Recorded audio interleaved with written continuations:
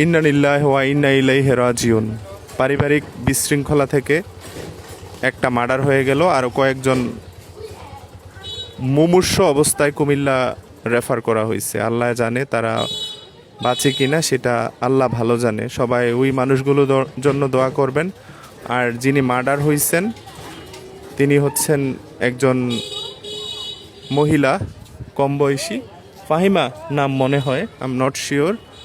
ওর 2টা বেবি আছে, আবার শুনলাম যে উনি নাকি প্রেগনেন্ট।